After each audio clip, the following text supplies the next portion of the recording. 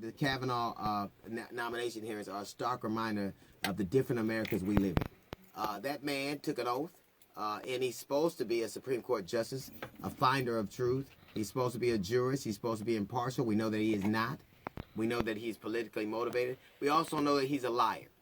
Now, one of the things they keep saying was that he had 6 background checks. Those background checks don't start till 18, and that's the period of time we're talking about.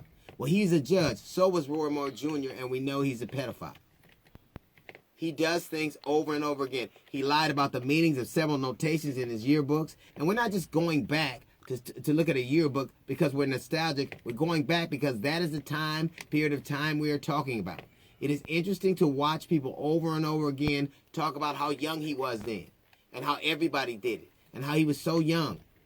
And how he talks about how he didn't have any help and how he went to, he got into Yale on his own. Come to find out he was legacy. One of his relatives went there, I believe his grandfather. And let's be clear, Georgetown Prep is a pipeline to Yale. It is a pipeline to Ivy League school. It is a pipeline to a better life.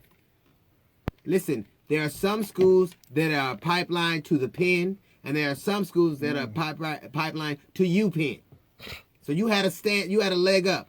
You lied in front of the Senate. That should automatically be a disqualifier. But this thing they're doing and telling me how young he was, he's older than Trayvon Martin was when you said it was okay to slaughter him.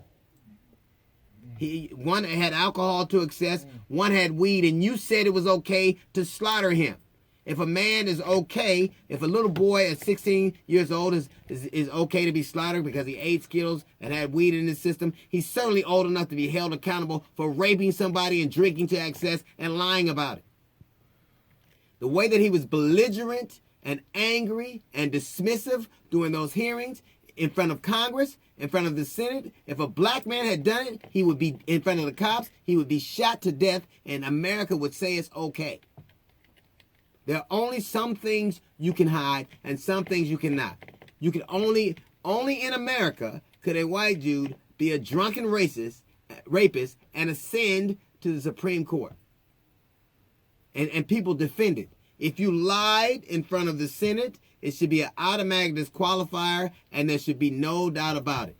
If you drank to excess and a boy can be killed because he can be held responsible for his actions, so can this man. We're not talking about the man he is now. We're talking about what he is. We're not talking about what he is. We're talking about what he was and who he did things to and the fact that he lied about it and the fact that now we find out he knew that people would come forward and started working on a lie before they even did. You know he's a liar. And if you vote for him for the highest court in the land, you are too. That's a little note from the GED section. We got the Jazz Report coming up in 15 minutes. It's the D.L. Hughley Show.